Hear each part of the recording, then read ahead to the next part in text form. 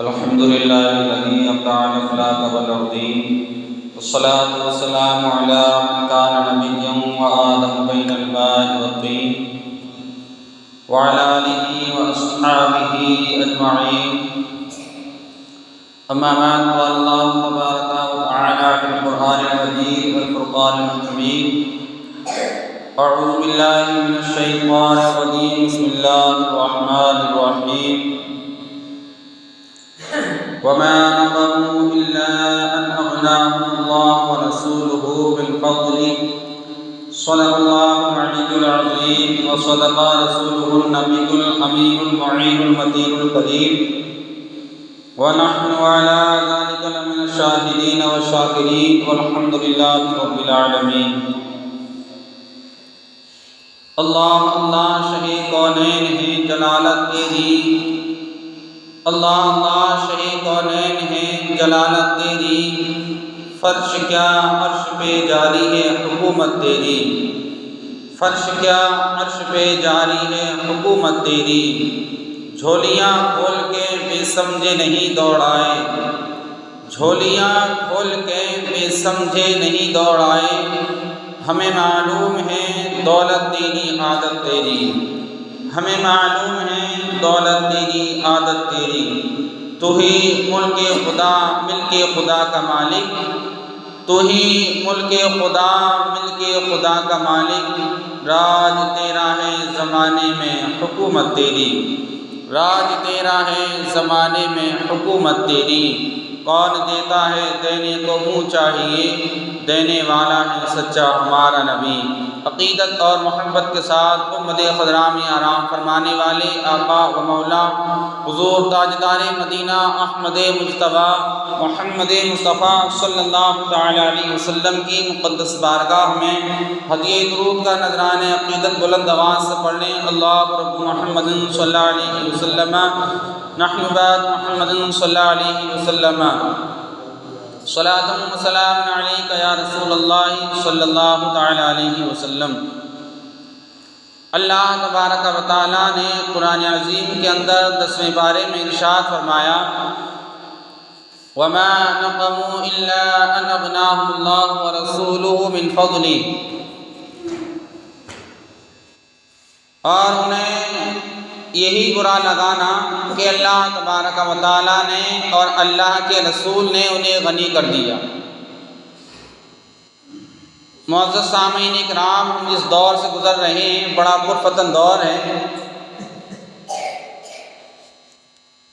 اللہ تبارک و تعالیٰ اس پرفتن دور میں ہم سب کی ہمارے ایمان و عقیدے کی حفاظت فرمائے.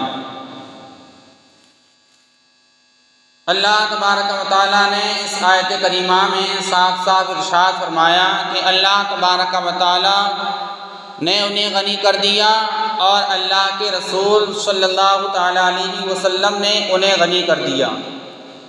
یعنی اللہ بھی لوگوں کو غنی کرتا ہے، مالدار کرتا ہے، نعمتیں دیتا ہے. اللہ تبارک و تعالیٰ تو لوگوں کو انعامات دیتا ہی ہے، مال و دولت دیتا ہی ہے، لیکن اللہ کی عطا سے اللہ کے پیارے حبیب صلی اللہ تعالیٰ علیہ وسلم بھی لوگوں کو مالدار کرتے ہیں، نعمتیں دیتے ہیں اور دولتیں عطا فرماتے ہیں. متعدد آیت کریمہ میں اللہ تبارک و تعالیٰ نے ارشاد فرمایا کہ اللہ تبارک و تعالیٰ نے انہیں غنی کر دیا اور اللہ کے رسول صلی اللہ تعالیٰ علیہ وسلم نے انہیں غنی کر دیا.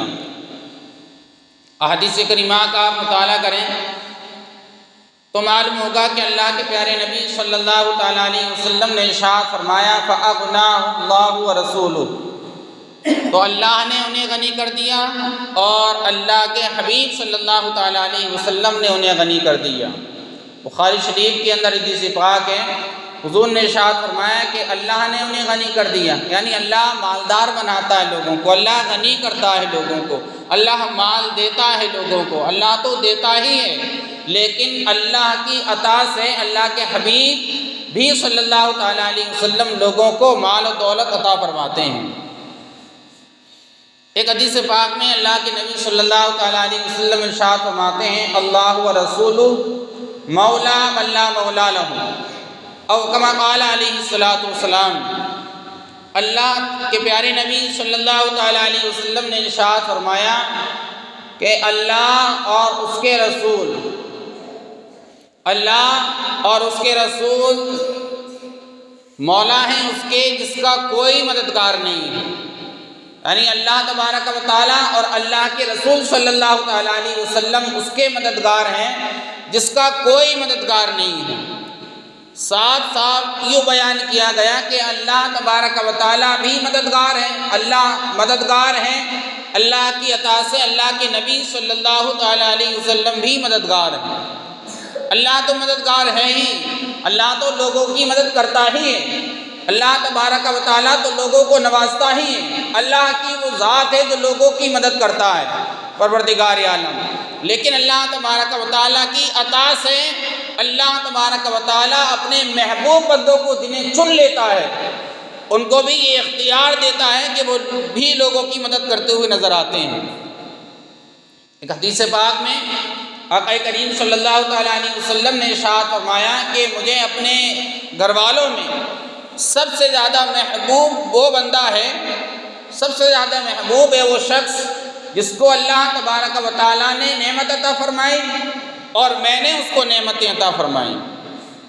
متعدد حدیث پاک میں احادیث کریمہ میں اللہ کے نبی صلی اللہ تعالیٰ علیہ وسلم نے خود ارشاد فرمایا کہ میں لوگوں کو نعمت دیتا ہوں، لوگوں کو مال دیتا ہوں، لوگوں کو مالدار بناتا ہوں۔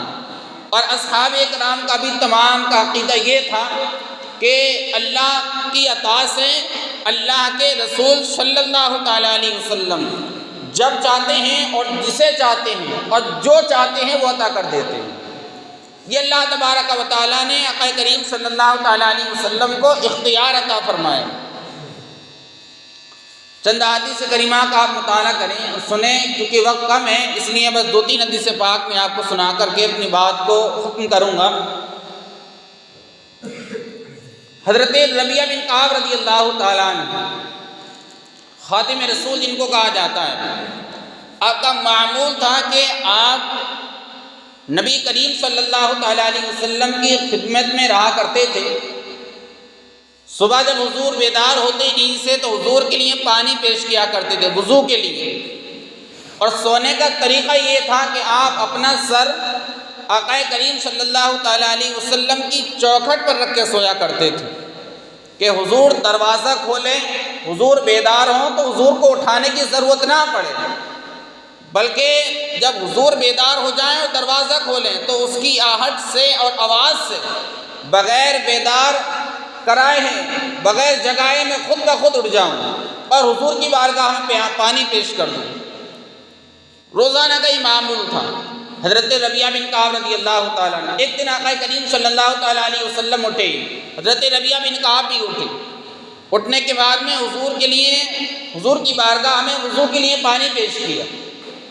جب پانی پیش کیا تو آقا کریم صلی اللہ تعالیٰ علیہ وسلم نے ارشاد فرمایا، سل یا ربیعہ، سل یا ربیعہ، اے ربیعہ بن کعب جو مانگنا چاہتے ہو مانگ لو، اے ربیعہ بن کعب جو بھی مانگنا چاہتے ہو۔ اچھا یہ بات کون کہے گا؟ جو پاورفل ہوگا، جس کے پاس ساری چیز ہوں گی۔ نہ جانے سائل کس چیز کا سوال کر دیں، ہم لوگوں سے کہیں جو مانگنا چاہتے ہو مانگ لو، تو ہمارے اندر ساری چیزیں ہوں گی تب ہم لوگوں سے کہیں گے، نہ جانے کون کیا چیز مانگنے لگے۔ آقا کریم صلی اللہ تعالیٰ علیہ وسلم نے ارشاد فرمایا، سل یا ربیعہ، اے ربیعہ بن کعب جو بھی مانگنا چاہتے ہو مانگ لو۔ حضرت ربیعہ بن کعب رضی اللہ تعالیٰ نے عرض کی، یا رسول اللہ صلی اللہ تعالیٰ علیہ وسلم، اسألک مرافقتک فی الجنہ، یعنی آقا کریم صلی اللہ تعالیٰ علیہ وسلم میں جنت میں آپ کا ساتھ مانگتا ہوں، یعنی جنت بھی مانگتا ہوں اور جنت میں آپ کا ساتھ بھی مانگتا ہوں۔ کہتے ہیں یا رسول اللہ، جس طریقے سے میں دنیا میں آپ کی خدمت کرتا ہوں، آپ کا خادم ہوں، آپ کی بارگاہ میں رہتا ہوں، اسی طریقے سے میں چاہتا ہوں کہ اللہ تبارک و تعالیٰ مجھے جنت میں بھی آپ کی خدمت کرنے کا موقع عطا فرما دے۔ یہ کون مانگ رہا؟ حضرت ربیعہ بن کعب رضی اللہ تعالیٰ عنہ۔ ان کا عقیدہ تھا کہ اللہ کے نبی صلی اللہ تعالیٰ علیہ وسلم نے جو فرما دیا ہے وہ عطا فرمائیں گے، اور ہم جو حضور سے مانگیں گے اللہ کی عطا سے وہ بھی ہم کو عطا فرمائیں گے۔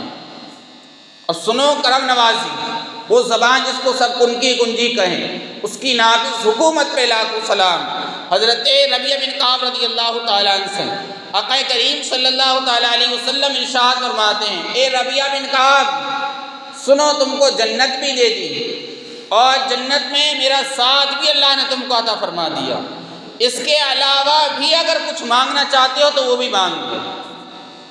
یعنی تم کو جنت بھی مل گئی اور جنت میں میرا پڑوس بھی مل گیا، میرا ساتھ بھی مل گیا، میری خدمت کرنے کا موقع بھی تم کو جنت میں ملے گا، اس کے علاوہ اور بھی کچھ مانگنا چاہتے ہو وہ بھی تم مانگ لو۔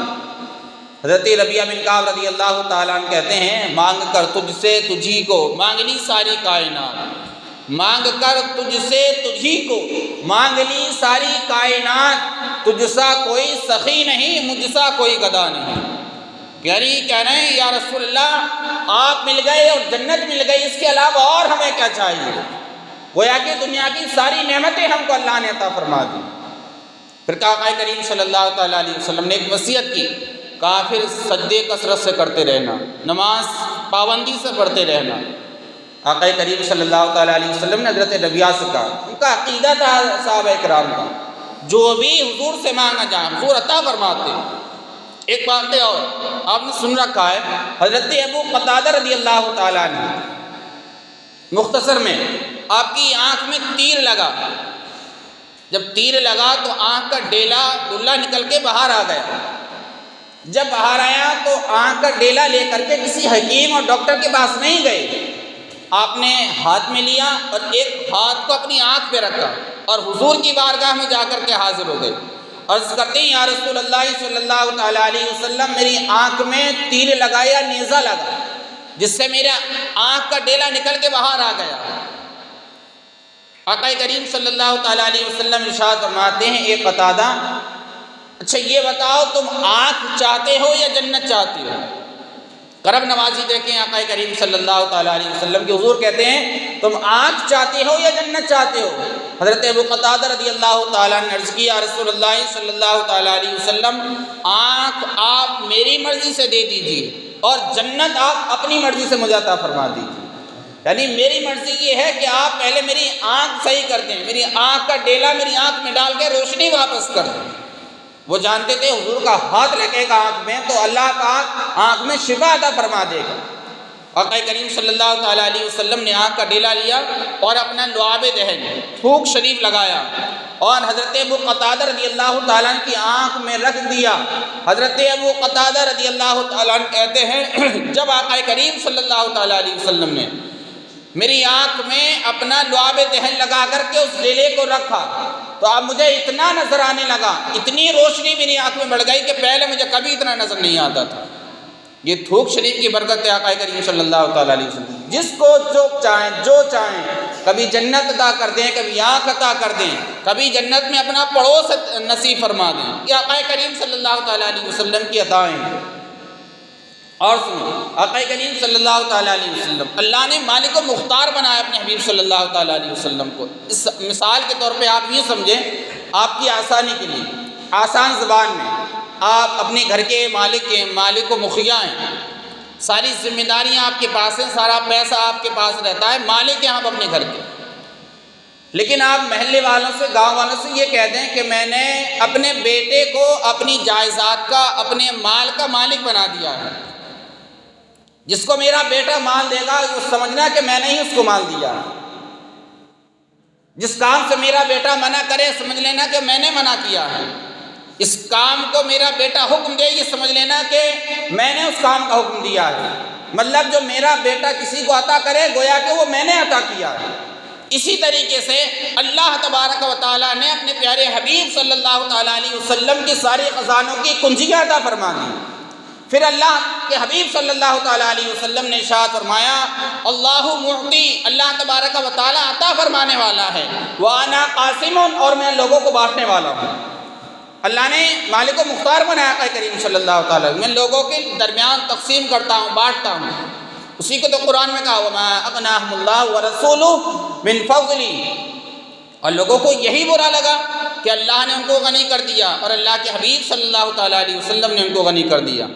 اور ملاحظہ فرمائیں، حضرت ابو ہریرہ رضی اللہ تعالیٰ عنہ راستے کے کنارے آپ کھڑے ہیں، کئی دن سے آپ نے کھانا نہیں کھایا، بھوک کی شدت، پریشان ہیں، اور ارادہ یہ تھا کہ کوئی راستے کے کنارے سے نکلے گا، جائے گا تو میں اس سے کچھ بات چیت کرنے لگوں گا تو میرا چہرہ دیکھے گا، میری حالت دیکھے گا، تو ہو سکتا ہے مجھے کھانا کھلانے کے لیے اپنے ساتھ میں لے جائے یا کچھ انتظام کر دے۔ حضرت ابو ہریرہ رضی اللہ تعالیٰ عنہ راستے کے کنارے کھڑے ہو گئے۔ سب سے پہلے محبوب مصطفیٰ صلی اللہ تعالیٰ علیہ وسلم حضرت ابو بکر صدیق رضی اللہ تعالیٰ عنہ تشریف لائے۔ حضرت ابو ہریرہ رضی اللہ تعالیٰ عنہ نے آپ کو سلام کیا، سلام کرنے کے بعد میں قرآن کی ایک آیت کے متعلق ان سے پوچھنے لگے۔ حضرت ابو بکر صدیق رضی اللہ تعالیٰ عنہ نگاہیں نیچی جھکائے ہوئے جواب دے کر کے آگے بڑھ گئے۔ جواب بھی دے دیا، وہ سمجھ بھی گئے۔ حضرت ابو ہریرہ کہتے ہیں حالانکہ اس آیت کا مطلب مجھے معلوم تھا، لیکن میں یہ سوچ رہا تھا کہ حضرت ابو بکر صدیق رضی اللہ تعالیٰ عنہ جب جواب دیں گے تو میرے چہرے کو دیکھ لیں گے اور چہرہ دیکھ کے پڑھ لیں گے کہ مجھے بھوک لگی ہے۔ حضرت ابو بکر صدیق رضی اللہ تعالیٰ عنہ گزر کے چلے گئے۔ کہتے ہیں کہ پھر حضرت عمر فاروق اعظم رضی اللہ تعالیٰ عنہ آئے، میں نے ان سے بھی ایک آیت کریمہ کے تعلق سے سوال کیا اور میں کہنے لگا کہ مجھے اس آیت کریمہ کے تعلق سے بتائیں۔ کہتے ہیں مجھے حالانکہ آیت کا مطلب معلوم تھا، مفہوم معلوم تھا، میں جانتا تھا، لیکن میرا مقصد یہ تھا کہ جب یہ جواب دیں گے میرے چہرے کو دیکھ کے مجھے پڑھ لیں گے اور مجھے بھوک کی شدت ہے، شاید اپنے ساتھ لے جا کر کے کھانے کا انتظام کر دیں گے۔ حضرت عمر فاروق اعظم رضی اللہ تعالیٰ عنہ نگاہیں نیچی جھکا کر کے جواب دے کر کے گزر گئے۔ حضرت ابو ہریرہ رضی اللہ تعالیٰ عنہ کہتے ہیں میں پھر کھڑا ہو گیا۔ اس کے بعد میں نے کیا دیکھا کہ امام الانبیاء جناب محمد رسول اللہ صلی اللہ تعالیٰ علیہ وسلم تشریف لا رہے ہیں۔ آقا کریم صلی اللہ تعالیٰ علیہ وسلم کا چہرہ دیکھا دل باغ باغ ہویا۔ کہتے ہیں کہ میں نے سوچا کہ اب تو کھانے کا انتظام ہو جائے گا، امام الانبیاء جو تشریف لا رہے ہیں۔ آقا کریم صلی اللہ تعالیٰ علیہ وسلم آئے اور کہتے ہیں کہ میرے چہرے کو دیکھ کر کے تبسم فرمایا، مطلب مسکرائے آقا کریم صلی اللہ تعالیٰ علیہ وسلم۔ مسکرانے کے بعد میں کہا اے ابو ہریرہ آؤ میرے ساتھ چلو۔ حضرت ابو ہریرہ رضی اللہ تعالیٰ نبی کریم صلی اللہ تعالیٰ علیہ وسلم کے پیچھے پیچھے تشریف لے گئے۔ گھر جب پہنچے تو آقا کریم صلی اللہ تعالیٰ علیہ وسلم نے حضرت عائشہ صدیقہ رضی اللہ تعالیٰ عنہا سے فرمایا کھانے کے لیے کچھ ہے گھر میں؟ آپ عرض کرتی ہیں یا رسول اللہ میرے سرتاج ایک انصاری صحابی آئے تھے اور ایک دودھ کا پیالہ وہ پیش کر کے گئے ہیں آپ کے لیے، بس ایک دودھ کا پیالہ ہے۔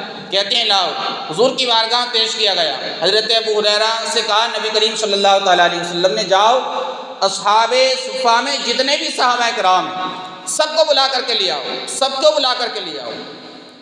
حضرت ابو ہریرہ رضی اللہ تعالیٰ عنہ کہتے ہیں یا رسول اللہ دل میں سوچ رہے تھے کہ ایک دودھ کا پیالہ ہے اور اصحاب صفہ میں تقریباً 70 صحابہ ہیں، یہ ایک دودھ کا پیالہ اگر مجھے مل جاتا تو کتنا اچھا ہوتا، کیونکہ مجھے بھوک لگی ہے، شدت کی پیاس لگی ہے، شدت کی بھوک لگی ہے۔ سوچ رہے تھے لیکن حضور کا حکم تھا، کون ٹال سکتا ہے، وہ ہم لوگوں کی طرح تھوڑی تھے، حضور نے جو کہہ دیا وہ ہم سوچتے ہی نہیں ہیں۔ اللہ کے نبی صلی اللہ تعالیٰ علیہ وسلم نے کن باتوں کا ہمیں حکم دیا ہے اور کن چیزوں سے ہمیں روکا ہے، ہم تو صرف اپنی مرضی کے مطابق زندگی گزار رہے ہیں۔ صحابہ کا عقیدہ ہرگز یہ نہیں، وہ سوچتے تھے کہ ہر حال میں، ہر لمحہ، ہر وقت میں آقا کریم صلی اللہ تعالیٰ علیہ وسلم کی مرضی کے مطابق ہم زندگی گزاریں۔ ہمیں تو حضور نے کہا قرۃ عینی بالصلاۃ، نماز کے لیے آنکھوں کی ٹھنڈک ہے، پھر بھی ہم نماز نہیں پڑھتے۔ حضور نے تو ہمارے لیے کہا جو اپنے چہرے سے میری سنت کو چھلاتا ہے گویا کہ ایسا لگتا ہے، روایتوں میں آتا ہے کہ میرے دل پہ اس طرح چلتا ہے، دل دکھتا ہے میرا، پھر بھی ہم اپنی داڑھیوں کو چھلا کر کے نالیوں میں بہاتے ہیں۔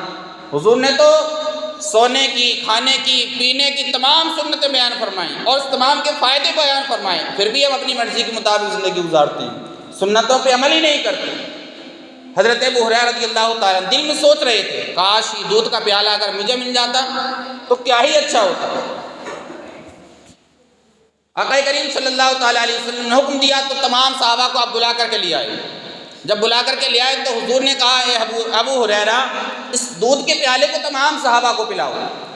وہ پلانے لگے، سوچ رہے تھے اللہ ایک دودھ کا پیالہ اور 70 صحابہ ہیں، کس کس کو پلاؤں؟ کہا ایک طرف سے پلانا شروع کرو۔